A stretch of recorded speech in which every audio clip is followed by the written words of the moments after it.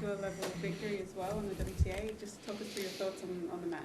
Oh, yeah. I was a crazy match today. A lot of back and forth, a lot of breaks, really windy, kind of odd conditions. I felt like we were playing well at times and then not playing well at times. So it was really tough to kind of get a gauge on the match. And I snuck away with the first set and then close in the second and then, back and forth again in the third with being down 1-3. So just really happy with the way I was able to kind of handle, just a lot that was going on today. It was a lot of back and forth, and I think I did a good job of, no matter what was happening, just staying focused on what I wanted to do to win the match. Okay, just raise your hand so we get your microphone. No, whether people have got questions, got their hand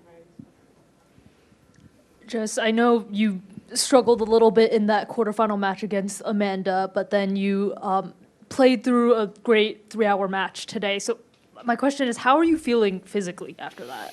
Yeah, after the match with Amanda, I, kind of strained a little something in the middle of the match, and I wasn't really sure how I was going to feel. But after getting through that match, actually that night and the next morning, it felt much better. And then after taking yesterday off, I didn't come to site at all. Just kind of hung out, got away from the courts a little bit. I had played enough tennis the last couple days. And when I came out this morning, it felt much better, and I didn't feel anything at all that was ailing me in the match against Amanda. So it was, I think, a blessing that I was able to have that day off, and I'll see how I recover tonight. But yeah, as far as what I ended up injuring in that match against Amanda, it didn't bother me at all today. And then you talked in your post-match interview about how you were able to win a lot of points down the line. What kind of goes into winning those super tight margin shots? Because it's more than just luck. Yeah, I mean, the way that I play, I think one of my strengths, and anybody would probably tell you the same, is that I'm able to change the direction of the ball and take the ball very early. And so I try to do that as much as possible. And some days you're not feeling it, but I think even though we weren't serving great today in the first set, I think from the first game, I was standing on top of the baseline, trying to take away time and space from her, which I feel like is how I've been successful against her, more specifically on a hard court. So I know the conditions here, I'm able to do that a little bit more than other places, and that's kind of how I wanted to play. And I think at the end of the day, that's what I did really well all the way up until the end of the match.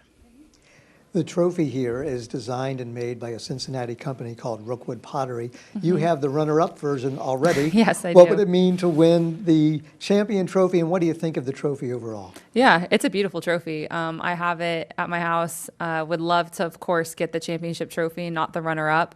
But I was appreciative that the runner-up trophy is still very nice, because sometimes, they can vary a little bit. But yeah, I always kind of laugh that sometimes I get the tournaments I do win, the trophies are always just like, they're a little bizarre. So I would love to actually not just win this tournament, but be able to get one of the cooler trophies I think that is out there. I love the colors. It's very pretty. So yeah, it would be awesome. Good luck. Thank you. Hey, Jess, well done today. So today was your 17th three-set win of the season, which ties your most in a season, like with 2023 and 2025 in your career. Curious what about the third set makes it potentially strong for you, because you have a good record on hard courts, 11-2 in 3 sets. I don't know. I'm definitely going to break the record then, because the year's not even close to being over. I don't know. I think that I'm able to play my game over the course of 2 and 3 sets. I think it's the way that I play. I think it gives me a little bit of an advantage where I think my opponent kind of has to really, I don't know what the word is, kind of get me off of my timing, my rhythm. And I think that's really hard to do sometimes, especially on a hard court against me. Even when I'm having ups and downs, I think more or less I always find it at some point in a match. So maybe that's why it kind of always maybe has catered me a little bit in 3 sets. I do think I'm good at playing the momentum swings really well. I'm a pretty good player as far as sensing kind of when the big points and pressure points and those momentum swings are happening, and either riding that or being good at acknowledging that, all right, I need to do something to break the momentum, or I'm playing really well. Let's see how many games I can kind of reel off here before maybe they find their rhythm again. So I definitely play those games in my head, and so maybe that's another reason why I'm able to do well in 3 sets. Then I wanted to ask about one specific point in the third set. It was on your serve at game point 2-3, you kind of hit, you were kind of all over the court and you hit this ridiculous forehand winner down the line. Curious, do you think, kind of how did you hit that, and did you think you were going to win the point, and is that like one of your top points of the year, you'd say? Yeah, I feel like that's definitely one of my better points of the year. I was off the court in many different situations, and then just thinking of the score line, I think I just buckled down and used my legs. And then, I saw the line was kind of open, and I knew I was there. And, I typically kind of pass cross when I'm on the run, but I was there with enough time. I saw it early enough.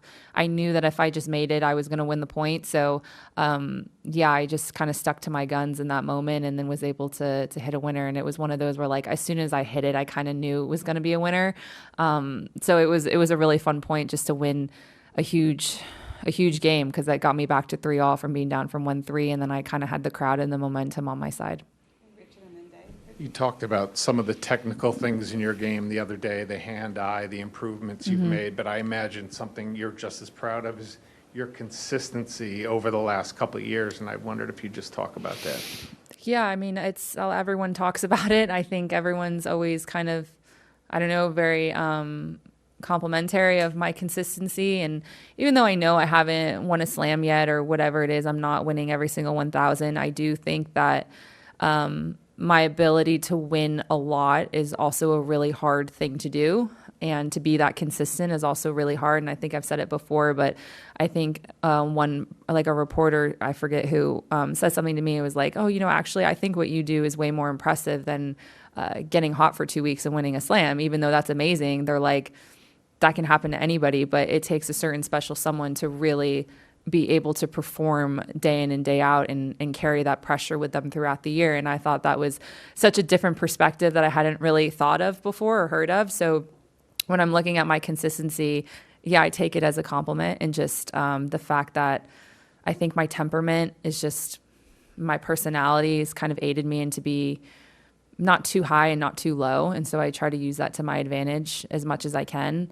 And I think at the end of the day, it's become one of my weapons, and a reason why I've been able to stay a top player for 5 years now, which is funny. I never thought I would be that type of player. I was not consistent at all early on in my career, but I was able to just figure it out and find that. And so it's definitely one of my strengths. And it's just, I guess, surprising even to myself, because it's not the player that I thought I would become. Could you just take a peek at the next potential opponents?